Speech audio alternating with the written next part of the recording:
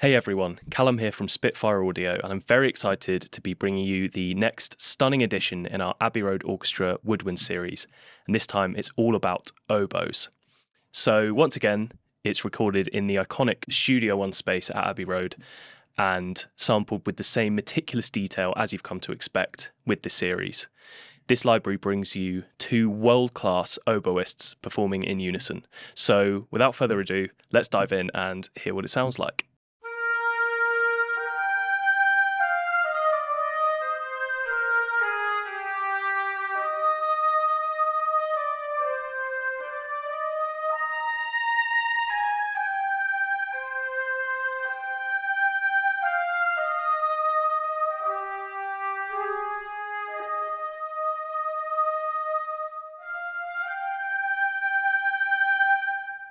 So, as with our other Abbey Road Orchestra woodwind libraries, we have the Performance Legato extended patch, which has a combination of soft, medium, and a more forceful Marcato attack. So, this is the soft attack.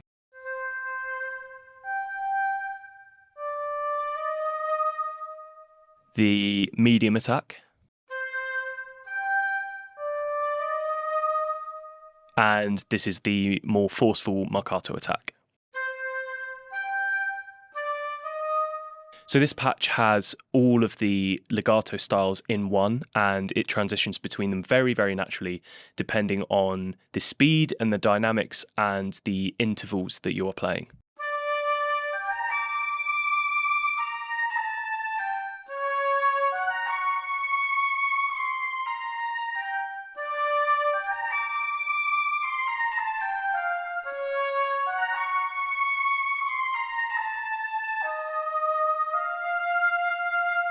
So one of those techniques that you're hearing there is the legato allegro articulation, which is a completely different recording, and it's used for when notes need to leap in a more arpeggiated style.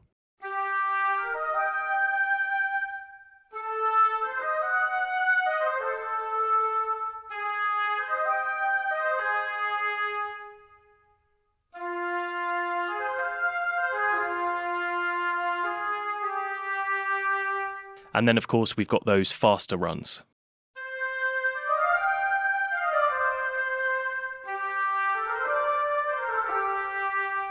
So then we have the Lyrical Legato extended patch, which is a similar patch, but it has been programmed slightly differently so that you hear more of the transitioning sounds between the notes to make it better suited for slower moving and more lyrical melodies.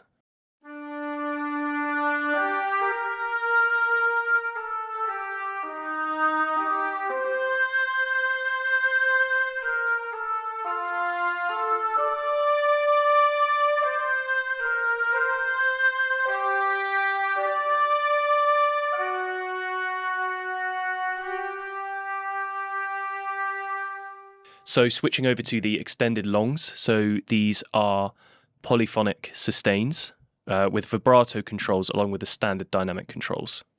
And you can play both of those simultaneously, giving you a much fuller expressive range.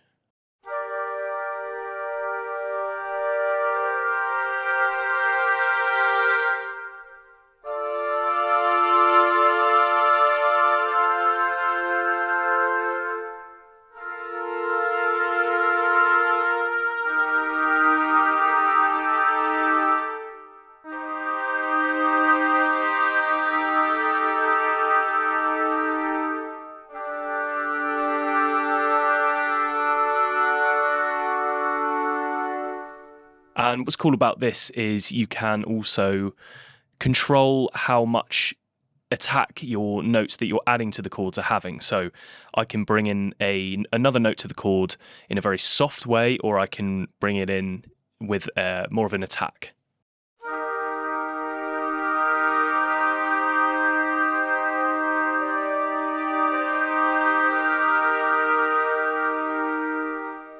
So as with the legato, the velocity dictates what kind of onset you get to the note, so that being a softer or a more pronounced attack, which is great for when you're playing chords and you're bringing in additional notes and you want to, maybe bring in one with a softer attack, or you can bring in additional notes and make them a lot more obvious with a more aggressive, harsh attack.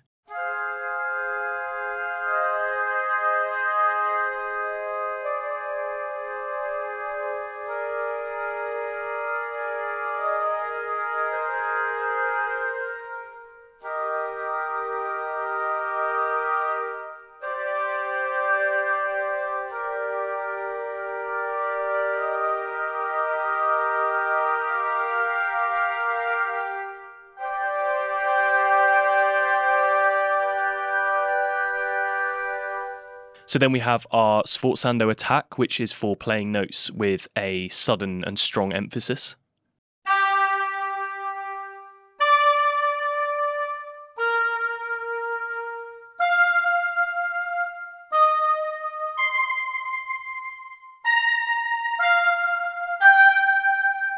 So there's a wide array of short articulations here as well. So we have our staccato articulation, which is a short detached note.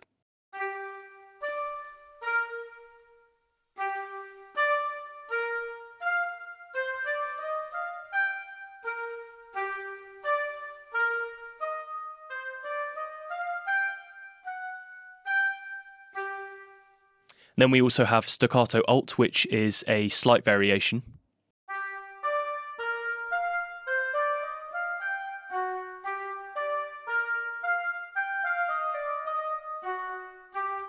Then we have staccatissimo for ultra short and snappy notes.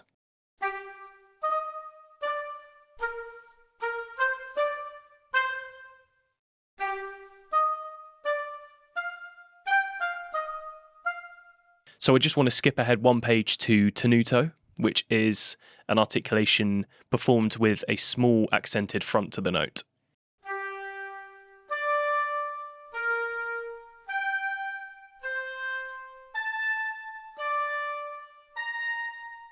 And then we have Marcato, which is performed with a strong accented front to the note, which gives it a lot more punchy and bold emphasis.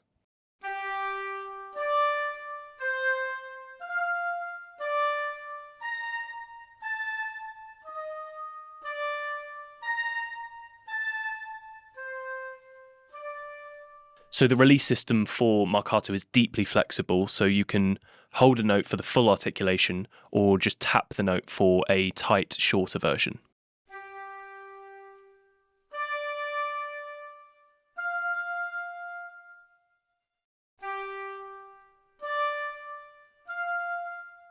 And you can also adjust the release to make those tight, shorter notes even shorter.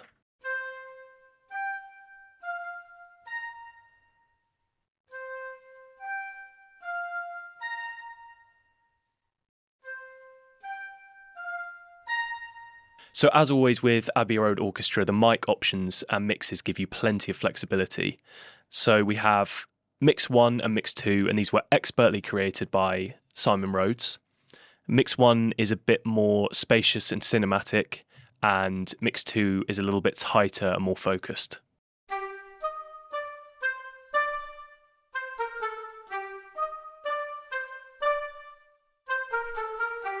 And here's Mix 2.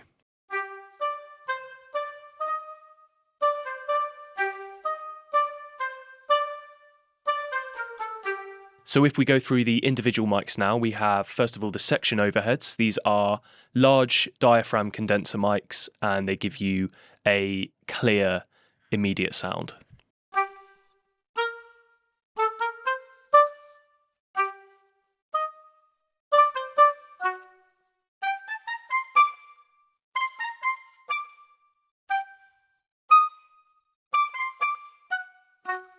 Then we have the close mics. These are the closest spot mics to the oboes.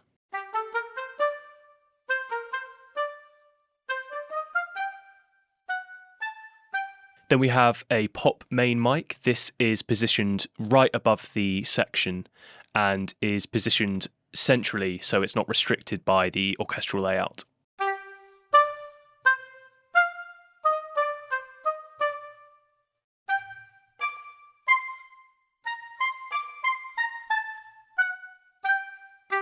Then we have the pop room signal, and these are omni mics positioned either side of the section to basically just add more of the room to the pop main signal.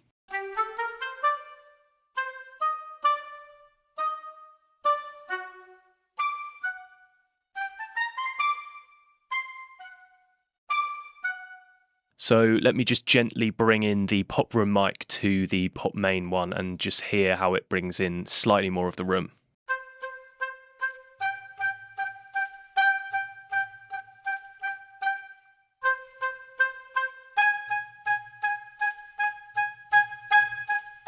Then we have our first Decca tree formed of classic valve omni mics.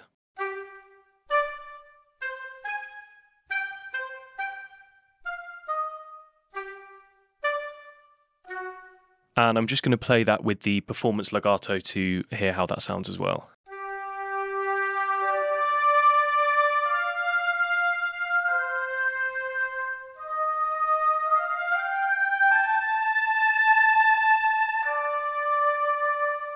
Then tree 2 is a tighter, closer Decca tree, which is better suited for faster runs.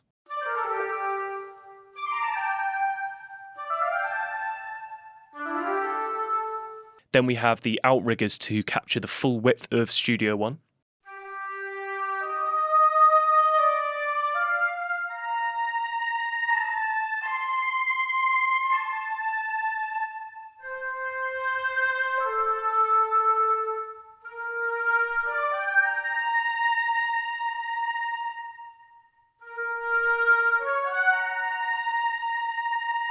And then we have some more directional Outriggers.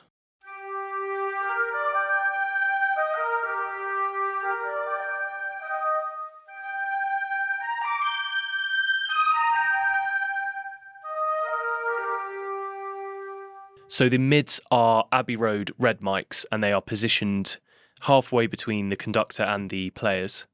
And they work very well to bring in sort of extra focus when they are mixed with the trees and the Outriggers.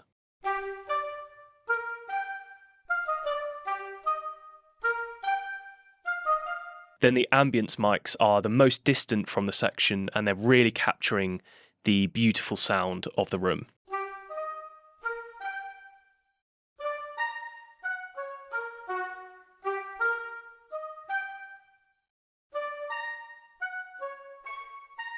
So then we have the vintage mics. So vintage 1 is a pair of 1940s RM1B ribbon mics, and they are positioned in front of the conductor to create a vintage scoring stage sound.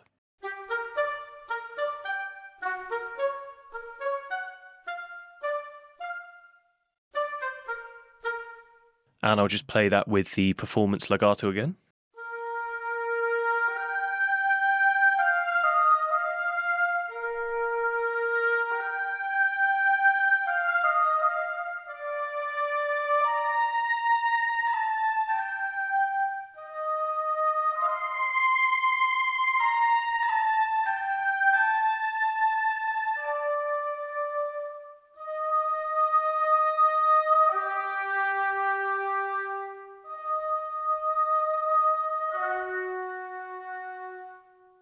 Then the vintage 2 signal is a pair of 44BX ribbon mics for just an alternative vintage sound.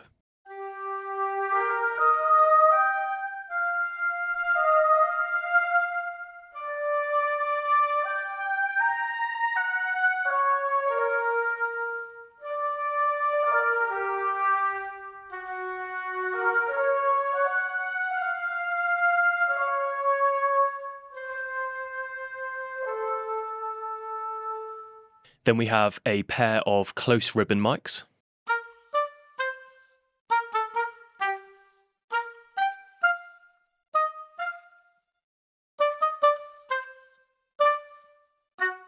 So then last but not least, we have the spill mics, which are a series of spot mics placed around the orchestra for added realism, so you can hear what the oboes would sound like from the other parts of the orchestra. And I'll just play that with the performance legato patch.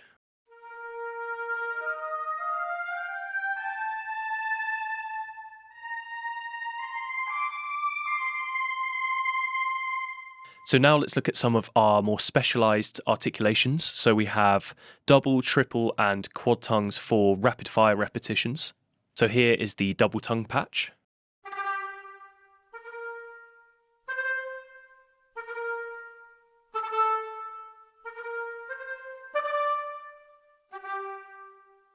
And here we can use the dynamics control to control how long the landing note is. So as you can hear there, the landing note is really, really short because the dynamics is 0, and then we bring it up to 100.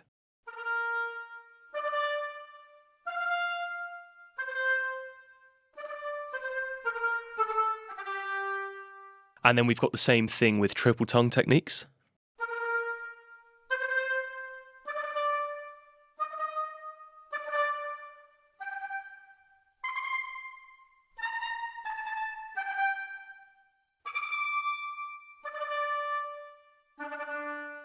And then the quad tongue technique.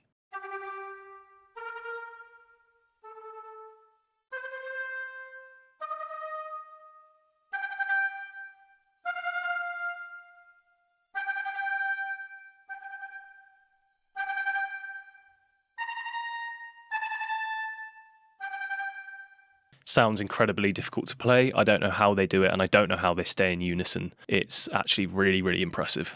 So then we have the Trills minor second, which is rapid alternation between two notes, a minor second apart.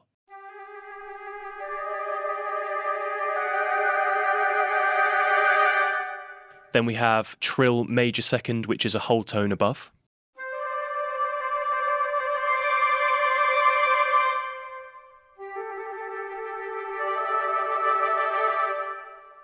So obviously that one is a lot more bright sounding and, for want of a better word, happy than the Trill minor second. They sound a lot more like they belong in a horror score or something like that. Then Trill minor third, which is obviously a minor third apart.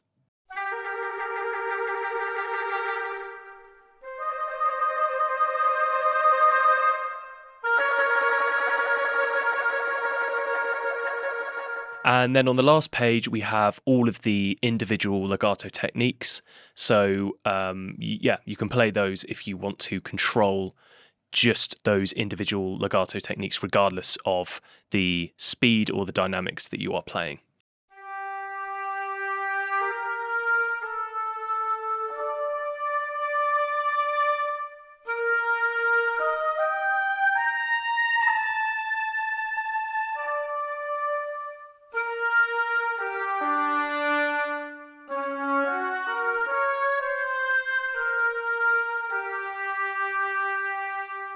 So my personal favourite is probably the main performance legato patch because it's so responsive and it's so dynamic and expressive, and you don't really need to worry about changing between different articulations. It's all in there, it's all going on under the hood, and you don't need to worry about it.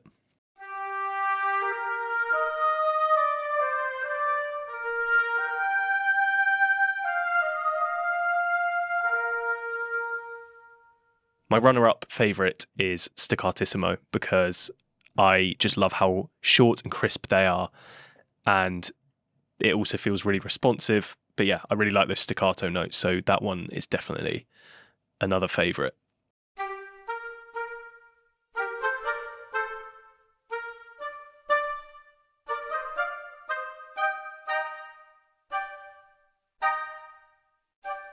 So obviously here with the key switches, we can do so many different things to be able to change articulations as we're playing.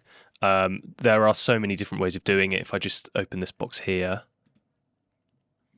you can do it by key switch, CC range, velocity range, anything. I quite like using MIDI channel actually, because what I can do is record a whole line, go into it, look at the individual MIDI notes and go, oh, actually, that would have been really nice if it was staccato or marcato, and just change the MIDI channel and set it to that so you don't have to worry about it. Or as you are performing them in, you can change it so that maybe you are in the performance legato patch and you want it to change to staccatissimo or staccato just at the top of a CC range or wherever you want it. So I hope this has given you some idea of the stunning realism and the incredible playability of Abbey Road Orchestra oboes. And I really hope it's inspired you to go and dig in and explore yourselves. So thank you so much for watching. I've been Callum, and I will see you in a future video.